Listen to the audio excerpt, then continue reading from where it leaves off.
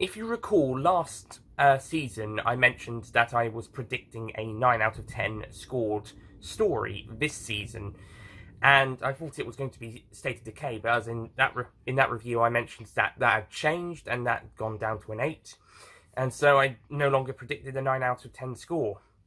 Well, it turns out that the Keeper of Traken has taken that 9 out of 10 score from State of Decay and has pretty much fulfilled that. What did I say?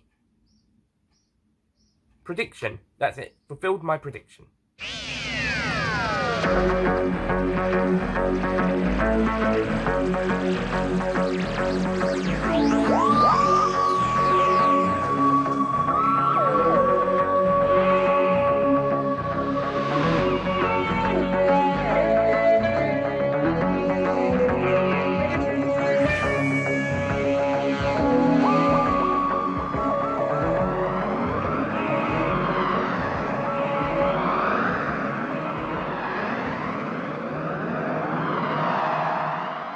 Hello ladies and gentlemen, Nick here, and welcome to my review of The Keeper of Traken, the 6th and penultimate story of Doctor Who Season 18, and the penultimate story for 4th Doctor Tom Baker, and I think it's his last great story.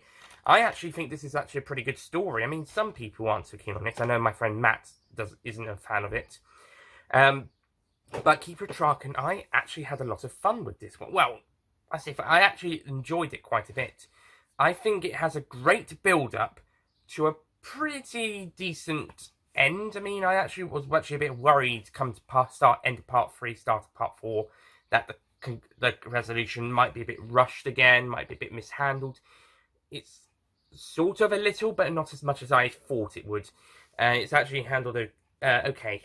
So, Keeper of Traken, the plot is that the Keeper of Traken, this guy in a chair, who has to protect the planet of Traken, comes to see the Doctor and Adric to warn them of inform them of a evil presence that's arrived on Traken, a statue called Melka, and it seems to be possessing the mind of its caretaker, a woman called Cassia with a K, and she's now married to Tremus, the elect to become the next Keeper, so Keeper elect. However, Cassia, from the marriage type, seems to be under this influence of the Melka statues. So the Keeper wants the Doctor and Adric to come in and try and sort out the problem, try and fix the issues. However, when they get there, they're met with suspicion due to some evil stuff happening, and soon they are blamed for it. However, Tremus believes them and takes him under his wing and tries to understand. There's also this other guy who helps out with Tremus, and they're also detecting these sort of anomalies in the scientific anomalies. And soon Melka's grip on Cassia starts to grasp until part 3, where Tremus is considered a traitor and the other guy is dead, and you've only got Cassia and these other 2 people who don't really do that much. One of them becomes the Keeper at the very end, but that's about it for them. And also the other one sort of fulfills Melka's plans, but not intentionally. Just doing a job.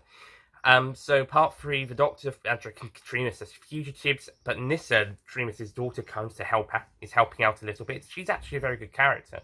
I mean, she's not amazing at this stage, but Nyssa is a pretty good character. She's not even screaming or crying or whatever, not even when her stepmother Cassia has a go at her when she inspires her in the forest, in the garden. No, Nyssa is a good character, and I'm glad she actually became a companion after this story. So, yay! I mean, she doesn't become a companion properly until midway through the next story, but oh well.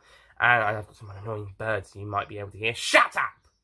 And then at the end of part 3, Cassia becomes the Keeper after the old Keeper dies, and Melka takes her place and becomes Keeper. And then and at the end of part 3, it's revealed who the Melka is, and boy, I already knew who it was going to be. I've already seen this story at least twice before, and I already know about who's the baddie in this story, who's behind all of it. But back in 1981, they must have been on the edge of their seat trying to find out. There's the shots each episode. We don't see who's inside in the first episode. In the second half, in part 2, we see the inside and we just see this burnt, crispy hand. In part 3, it starts to move back and we start to see some of their costume. And then just before the very end of part 3, the Master is revealed to be the villain behind it. And boy, is this a fantastic twist. You could possibly see it coming with those teasers early on. And I think that was a risk they took. But I think it was a risk that paid off fantastically. It would have been even better if if it was revealed right at the very end, as opposed to 2 minutes beforehand. But it's an outstanding twist. And the Doctor doesn't even find out it's the Master until towards the end of part 4. Would have been better if he found out a bit earlier in part 4 because of that. But oh well, I'm not complaining too much. Beavers actually Jeffrey Beavers, who's playing the Master this time, same incarnation as Peter Pratt's, but a little bit different. For starters, Pratt sort of had this mask in front of his face, so it was more of a mask, as a more skeleton-y mask with bulging eyes. This time, it's actually sort of molded onto Beavers' face, or it's a makeup design, and it gives Beavers the chance to give off some facial expressions, and it looks brilliant. He actually reminds me of Milton Johns in Milton Johns stories. He sounds and looks a bit like him. Of course, it's Jeffrey Beavers, and of course, Beavers would go on to be the Master a good couple more times in Big Finish, both as Crispy Master between Delgado and Amy's Masters. And also, fun fact, he also plays Amy's Master, but now looking and sounding more like the incarnation he was beforehand, the Pratt Beavers Master, funnily enough, according to Matt. But yeah, and Beavers is just amazing, and he does a great job. The only problem is we don't get enough of him. At the end of part 4, he gains, spoiler alert, Tramus's body, which then, of course, means Anthony Ainley is now the Master. It's just a shame we can see a bit more of Jeffrey Beavers as the Master. Also, I think he is defeated a bit too quickly, because he is talking to the Doctor inside the Melker TARDIS. I think that must be, yeah, I think it is his TARDIS, and then he gets his usual clock TARDIS back that we saw at the end of The Deadly Assassin. In the next story, it's going to be a column, as well as a few other things. Yeah, the Master likes playing around in the next story.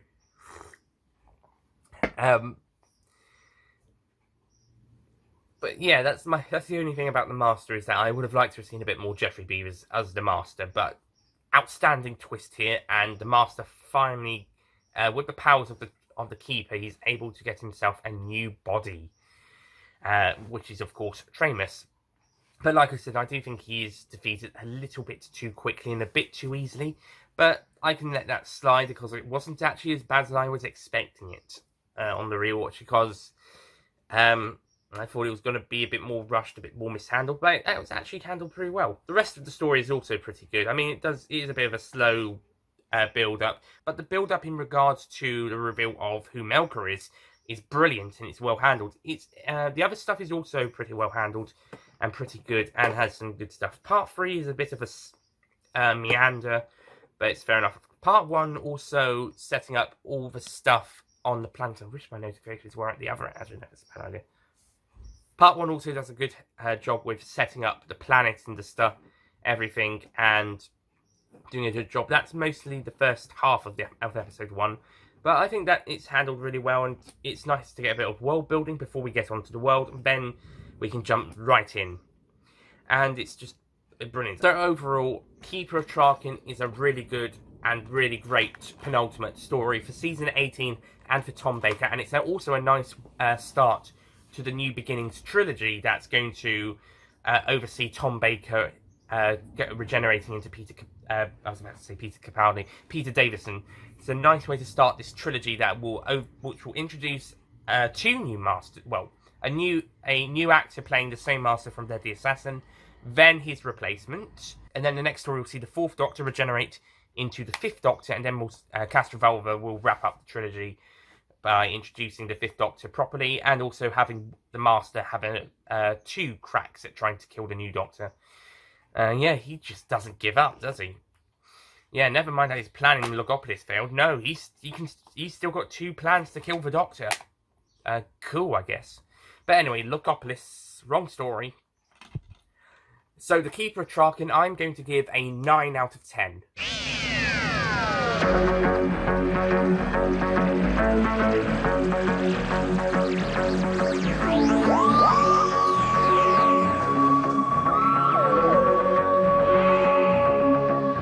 I think it's a very good story. It's not perfect, which is why I didn't get a 10. I don't love it or enjoy it as much as some other 10s, including some surprise 10s from early in the season, not season, era. But I think it's a very good and, well, actually, I think it's a great way to start off this trilogy that will oversee Tom Baker regenerating to Peter Davison and introducing Anthony Ainley as the Master. Also, fun fact, this DVD includes a dedication to Anthony Ainley at the very end, which includes a dedication note and a clip from one of his scenes in the game Destiny of the Doctors, which was his the last thing he recorded scenes as the Master for 8 years after his final on-screen appearance. So, yeah, Keeper of Traken, it's a great penultimate story for the Fourth Doctor, and it's a great way to introduce Anthony Ainley's, great reintroduction to the Master, and Jeffrey Beavers is brilliant in the role, and I'm looking forward to seeing Anthony Ainley in the role. Well, I actually watched Logopolis pretty much right afterwards. I mean, I did have a bit of a break halfway through, but pretty much watched this right afterwards, so I got to experience the Ainley Master right off the bat. So, yeah, next time, Logopolis. And is this a great way to end off Tom Baker's era? Not really. Is it an awful way? No. So, next time, Logopolis. I'll see you guys then. Goodbye.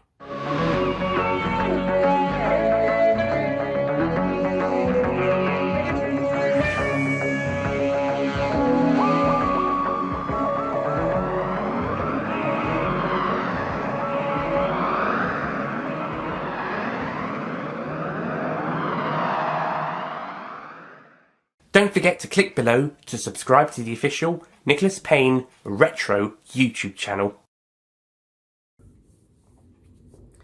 Hello ladies and gentlemen, Nick here now. If you may recall back in if you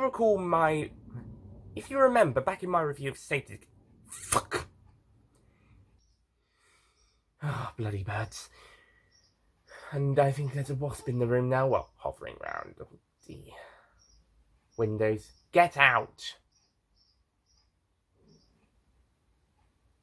Thank you. Shut up! And then in part 4, and then at the end of part 3, Melker, and it gives Beavers a chance to show off his facial expressions, and but